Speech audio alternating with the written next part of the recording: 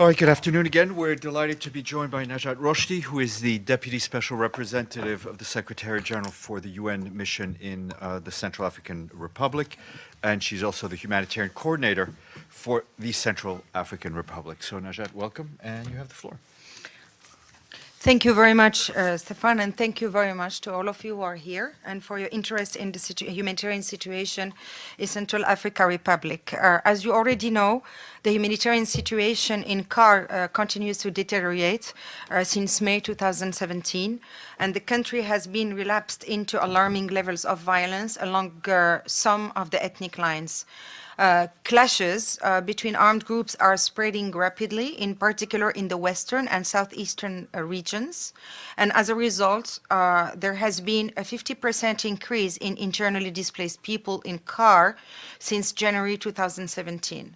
At present, more than 600,000, and actually it's exactly 602,50 Central African are internally displaced, while more than 500,000 have sought refuge in neighboring countries, which actually are the figures we had back in 2014. Thus, 1 in 4 Central Africans is either a refugee or internally displaced, which renders the reconciliation and rebuilding of the country extremely challenging given the level of fragility and vulnerability of those people. Humanitarian indicators have increasingly deteriorated since January 2017, and they are at the worst level to date given the latest outbreak of violence.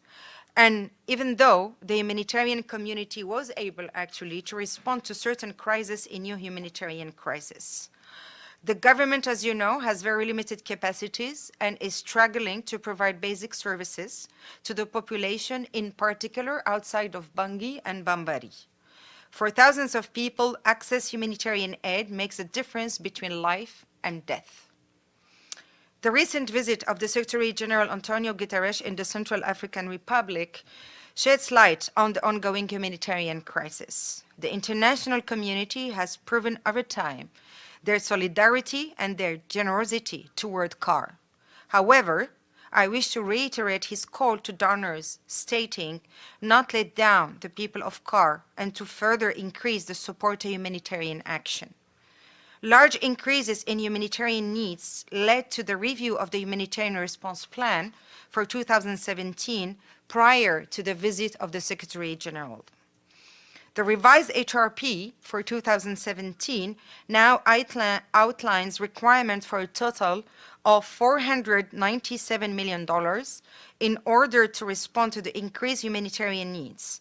At present, only about 39% of the humanitarian response as per the HRP is funded.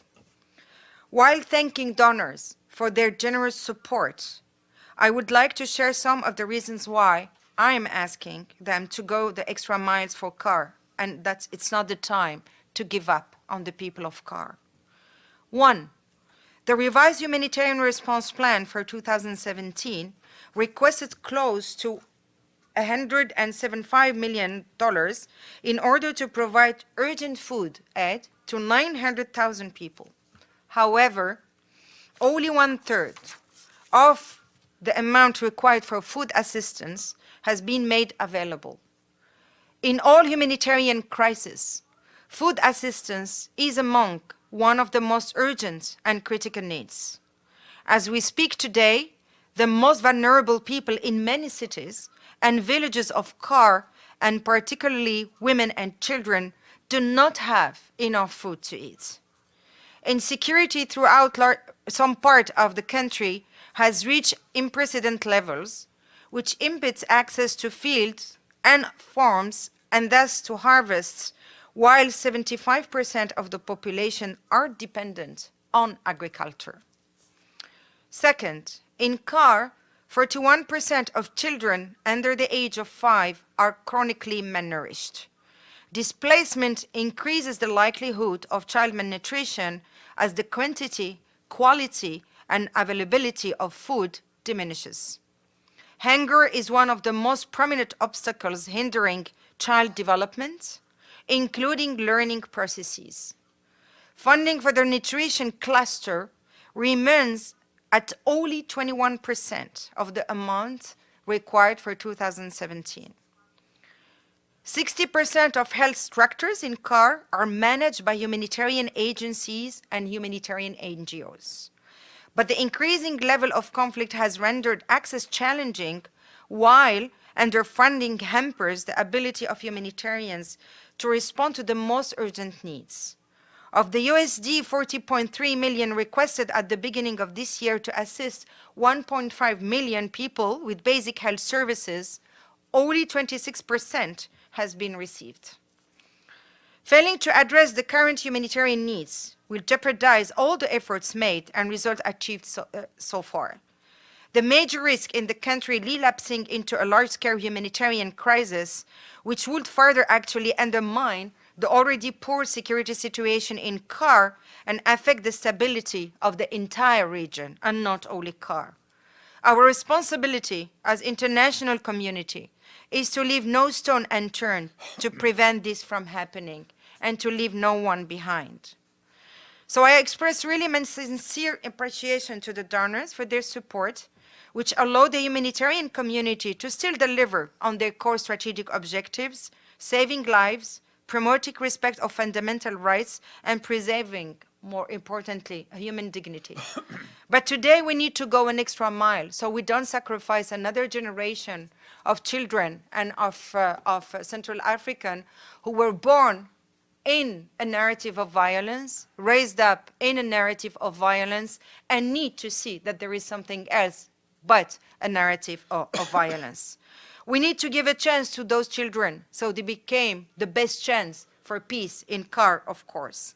And in giving this chance to peace, we allow all of us as an international community and those who actually are definitely committed to the Charter and to the human values and principles and the humanity in us to really give an opportunity for us to change the trend and to say to the future generations that yes, it is possible. And we have seen it happening in many places in CAR. Not everywhere we have problems of insecurity. So wherever we have been able actually to really secure the interventions, the humanitarians and the development actors, things are changing. And I have met with those women and those men who are so courageous, fighting every day, just for one thing, which is so normal for us, but is just a wonderful hope and dream for them, is to have a normal life. Thank you very much. Thank you.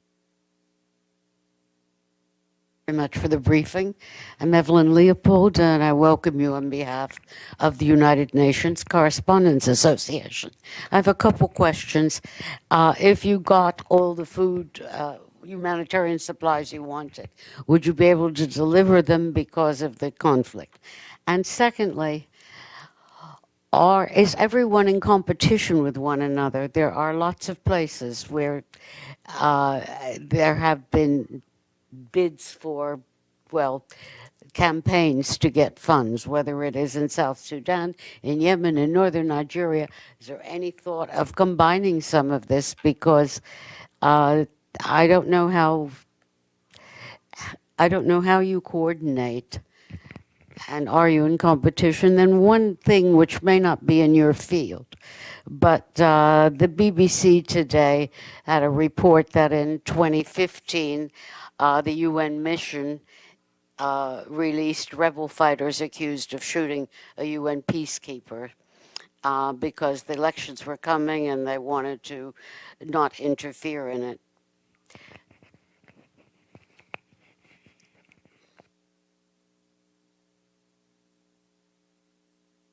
Issue, definitely.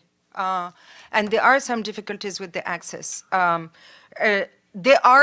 There is, though, still a lot of room for us to provide much more food, aid and food distribution if we had a better funding.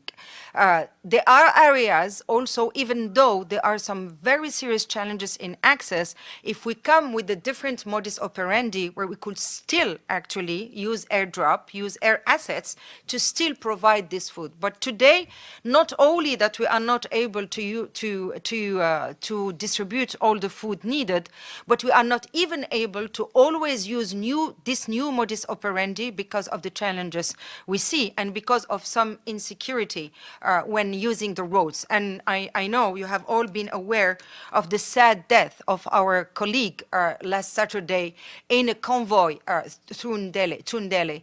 And the reason why I'm referring to that is just to show you actually that the humanitarian community is not giving up on its duty actually to still deliver. What we are not doing anymore though everywhere is to stay and deliver. But the delivering part of our duty is there, and we are trying to do it as much as possible. Changing of this modus operandi is also calling on more funding, of course, because using air assets is much more expensive than delivering assistance through road. Coordination, I'm mobilizing funding for the humanitarian response plan on behalf of the whole humanitarian community. So, I went to visit capitals, and whenever I go, it's really to speak about the whole humanitarian community. So it's not that there is competition. We are in such situation where it's very important that we work all together. I have seen that in other places, true, but frankly, maybe the situation is so dear in CAR that we really need to work together. But there is absolutely no confusion in the mind of anyone that when I'm speaking to a donor or mobilizing resources, it's really on behalf of the whole community and according to the needs that were identified in the HRP. Regarding the case that was released by BBC, frankly, I discovered the case this morning at the same time than you did, and I really don't have enough information to provide you with. This was shared definitely with the mission, and I am sure the mission is going to dig into more information and come back with some clarification. Yes, by competition, I didn't mean competition between aid groups, but between crises. Yes, yeah, it's there. Every single victim of a conflict, every single vulnerable person is entitled to assistance. So as a humanitarian coordinator, I won't tell you that a crisis deserves more support than another crisis. What I'm saying is that in CAR today, given the situation and given the turning point where we are in terms of stabilization, in terms of bringing really all the components together, without an increase and a scale up of humanitarian assistance, we are just depriving the country from 1/5 of its population, who today is not able to be an active agent of peace and an active agent for the national reconciliation. Herman, then Matthew. Une question en français, si vous le permettez, bien sûr. Je vous en prie. Tout comme vous, le président Touadéra avait évoqué le fait que la communauté internationale a tendance à oublier aujourd'hui la Centrafrique. Mais sur le terrain, vous avez des difficultés en termes d'accès aux poches de résistance, par exemple. L'aide humanitaire n'est pas véritablement sur l'ensemble du territoire. Est-ce que ce n'est pas l'une des raisons pour lesquelles les donateurs sont sceptiques, puisque une fois ils donnent de l'argent ou ce qu'il vous faut, et vous n'aviez pas la possibilité de les redistribuer à ceux qui en ont besoin. Que faites-vous pour changer cette situation et les inciter à vous aider véritablement? Oui, merci beaucoup. On engage les donateurs régulièrement pour les mettre au courant de la situation. Et si il y a des endroits où on n'a pas d'accès, il y a de nouveaux endroits qui sont le théâtre d'un certain nombre de nouvelles violences, particulièrement à l'est et au sud-est, où nous n'avions tout simplement pas prévu ça dans notre plan de réponse initial. Donc, nous n'avons pas un problème de ne pas dépenser. Ce qu'il y a, c'est que nous n'avons pas les fonds à dépenser, soit pour couvrir les nouveaux points chauds, parce qu'il y a de nouveaux théâtres qui sont apparus depuis le mois de mai, et il y a d'autres endroits où effectivement nous n'avons pas d'accès. Ça ne veut pas dire qu'on ne peut pas quand même couvrir beaucoup plus que ce qui est couvert aujourd'hui. Quand on dit qu'on a 39% de financement, ça veut dire que 61% des besoins ne sont pas couverts. Et il y a des conséquences à ça. Quand on n'a pas 61% du financement, ce sont des conséquences immédiatement sur la santé de ces personnes, sur leur capacité en fait de survivre et dans certains cas carrément des conséquences par rapport à la vie de ces personnes. Et les donateurs sont mis régulièrement au courant. Les demandes qu'on leur fait et la révision qu'on a faite du plan de réponse humanitaire dernièrement, ça a été fait au mois de juillet, on a intégré aussi les difficultés que nous avons d'accès en toute honnêteté et en toute intégrité, parce que ce qui nous intéresse, c'est de rester dans ce rapport justement de transparence avec les donateurs, où on ne demande pas des fonds juste pour avoir des fonds, on demande des fonds parce qu'il y a des besoins qui sont clairs, qui sont évalués, et il y a aussi un shift à chaque fois à de nouvelles urgences, et c'est une des raisons pour laquelle d'ailleurs on a aussi demandé un appui supplémentaire au pool fund, au fonds humanitaire, parce que finalement c'est le seul fonds qui nous permet de réagir immédiatement à une situation grave humanitaire. Pour revenir sur la question de ma collègue, est-ce que vous avez l'impression qu'il y a d'autres conflits et d'autres crises qui viennent en conflit à vos besoins? Toute crise a le droit à sa visibilité, et toute personne qui est victime de ces conflits ou qui souffre, nous parlons de personnes qui vivent dans des conditions absolument terribles et dont la dignité est en jeu tous les jours. Il faut vraiment se rappeler de ça. Quand on est dans une situation de crise humanitaire, c'est la dignité humaine qui est touchée immédiatement. C'est un père qui ne peut pas jouer son rôle de chef de famille. C'est une mère qui ne peut pas nourrir son enfant qui souffre de malnutrition. Ce sont des enfants qui ne vont pas à l'école et toute une génération qui est sacrifiée. Et en tant que coordonnateur humanitaire ou juste en tant qu'être humain, j'apporterai toujours le même appui à toutes les crises qui aujourd'hui, malheureusement, se multiplient. Maintenant, je défendrai bien sûr d'une autre manière la République centrafricaine, parce que nous sommes dans une fenêtre d'opportunité qui nécessite que toutes les composantes qui font partie justement de ces dynamiques positives, de ces dividendes de la paix par rapport à la réconciliation, par rapport à la consolidation de la paix, et ben aujourd'hui en République centrafricaine, ça commence aussi par le renforcement de l'assistance humanitaire. Sinon, vous avez plus du 5e de la population qui n'est pas en état de participer à la réconciliation. Et aujourd'hui, la République centrafricaine a besoin de toutes et de tous pour pouvoir justement reconstruire cette paix, la stabiliser et la consolider. Matthew? Sure, thanks a lot. Matthew Lee, Intercity Press, on behalf of the Free UN Coalition for Access. Thanks for the briefing. I wanted to ask about, it seems like some of the humanitarian problem is due to lack of military assets on the ground, I guess, to keep the workers safe.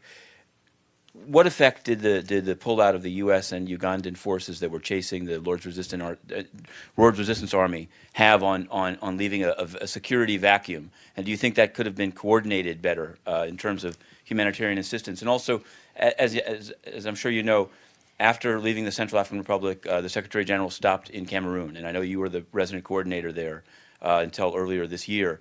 Did you speak with him about that country? What do you think of the development? Some people have said things have gotten worse over the course of the year through the cutting off of the internet and now violence on October 1st and in September. What thoughts do you have as a recent resident coordinator in the neighboring country of Cameroon? Thanks. Yeah, thank you very much. I mean, there is no doubt that the withdrawal of the Uganda and U.S. troops left a vacuum, that's for sure. And it's not a region where we used to have a very important asset in terms of MINUSCA. So there was definitely a transition phase where, of course, the armed groups, it was very easy for them to occupy the space, which definitely led to some challenges for the humanitarian. This is not anymore the case today because, as you know, MINUSCA deployed a number of troops there and a number of assets, actually mainly to provide definitely much more safety and security to the humanitarian assistance and to the convoys that we have and we are sending to the east and the southeast. I left Cameroon 8 months ago. So I'm definitely not aware exactly about all what is going on. I did not speak with the Secretary General about Cameroon today because we had enough to talk about when it comes to CAR. So as you can imagine, he wanted really to optimize the time and our dialogue regarding what is going on in CAR. What I can tell you is that for having been there as an RC, as a resident coordinator and as humanitarian coordinator, during the time I was there, and even if I am asked today, I will definitely always encourage the government of Cameroon for dialogue and inclusive dialogue, because this country has a lot of potential, and it's important that every single Cameroonian could really benefit from this potential. One of our Moroccan colleagues.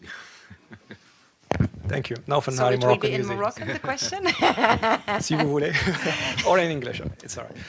I mean, my question to you is beyond the international community's donors and everything, do you think the solution might come from intra-African solidarity and cooperation? Countries like Morocco have a South-South policy cooperation towards other African countries. So how do you assess this policy, and do you think the part of the solution would it be possible to come from this out? Yeah, thank you. Well, I'm not in a position to assess Morocco willingness to be part of the solution or not. I mean, that decision goes back to the government of Morocco, of course. There is definitely, any solidarity and any support is more than welcome, to CAR. I know that some African countries, including Morocco actually, is very much present in the health sector. And they are actually working bilaterally, directly with the government in addressing that.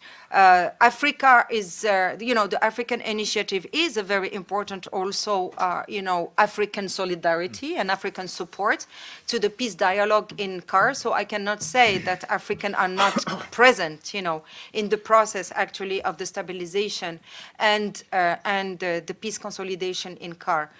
In terms of humanitarian assistance, those countries don't used to be, a direct humanitarian donor. But what I know, though, is that, for example, Cameroon and other countries provided in-kind assistance to the population.